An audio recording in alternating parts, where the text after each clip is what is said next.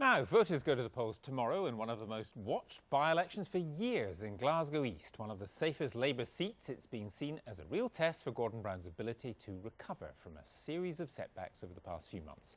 Our political editor, Michael Crick, is there with the latest of his reports.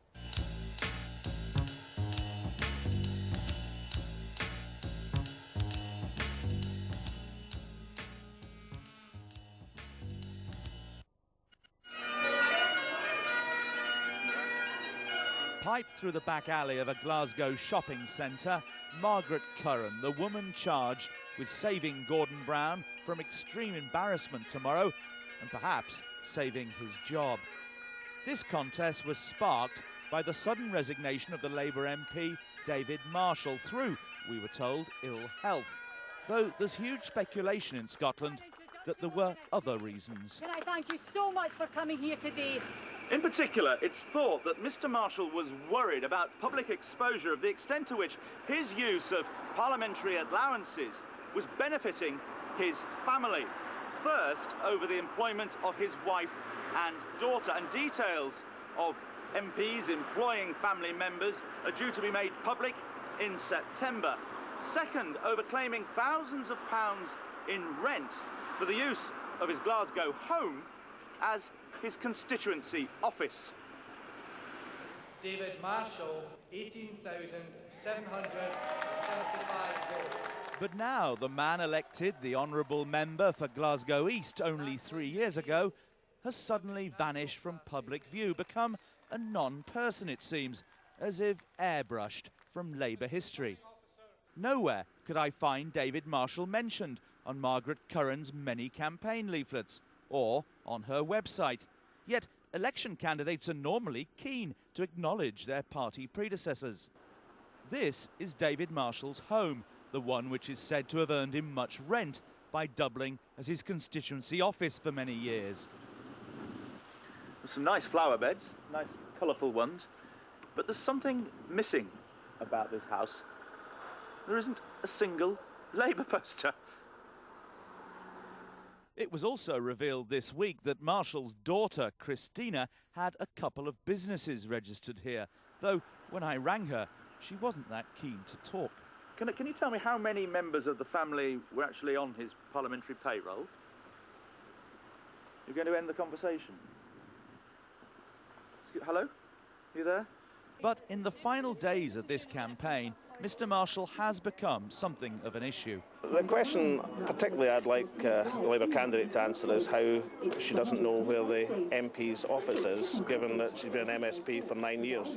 But, you know, we're fighting an election on a very strong issue. Really an MP's office? I have no idea, but the Labour candidate said she didn't know where the MP's office was. Now, I don't think it's credible you can be an MSP for 9 years and not know that. So that's really the number one question I think should be asked. Well, I think at a time when MPs are, under attack for the amount of money they earn and for the expenses, I think MPs should be open and transparent. I think David Marshall has to do the same, and we want to have assurances that he hasn't been wasting taxpayers' money and that the huge amounts of money that have gone into his constituency over the last 10 to 15 years have been spent wisely. So we want some answers on that issue.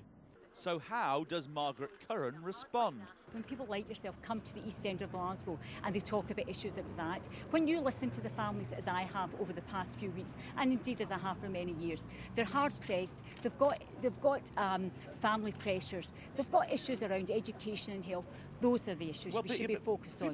People are concerned, obviously, that public money is properly spent. Now, another issue is his constituency office at Entercombe Street.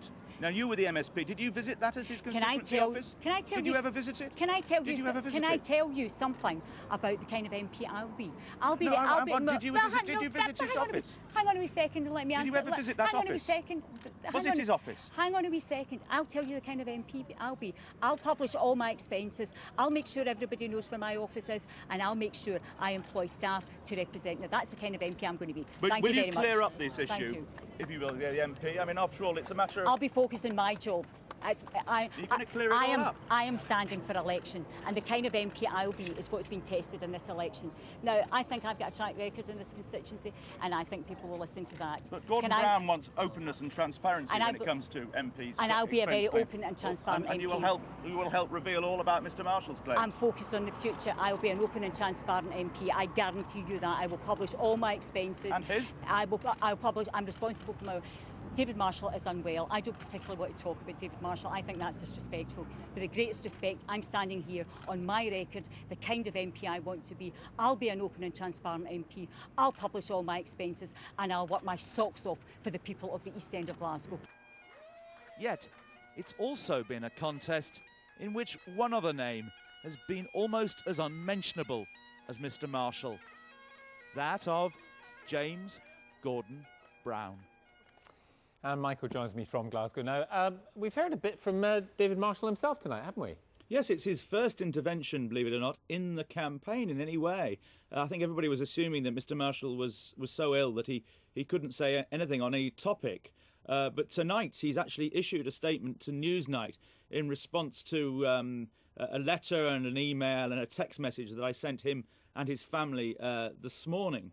Now, I asked him how much he paid members of his family last year and which members of his family from his parliamentary allowances, how much he was claiming from his a different allowance for using his home as a constituency office.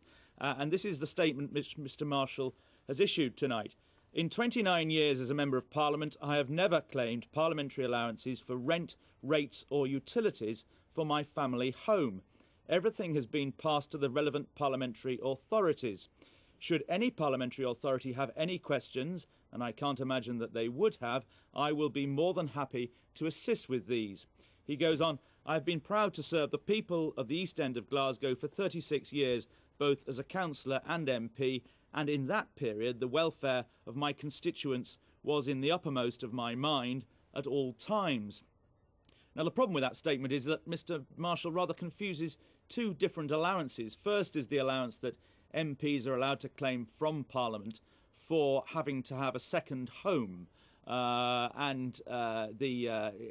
rules are quite clear. He wouldn't be allowed to claim that allowance for his Glasgow home anyway, because that quite clearly is his main family home. The second allowance they're allowed to claim is for office accommodation, which in Mr Marshall's case was in his Glasgow home. And it's still not clear how much, or if anything, he was claiming in rent for that. And he really hasn't answered my questions adequately at all, and particularly the question of how much he was paying members of his family.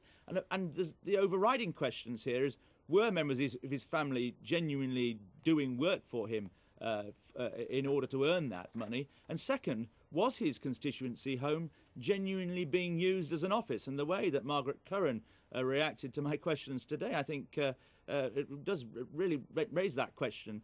Clearly, she doesn't seem to have, it seems doubtful that she ever visited it during 9 years as an MSP for the same, covering much of the same area as Mr Marshall's constituency. Michael, thanks very much. And there are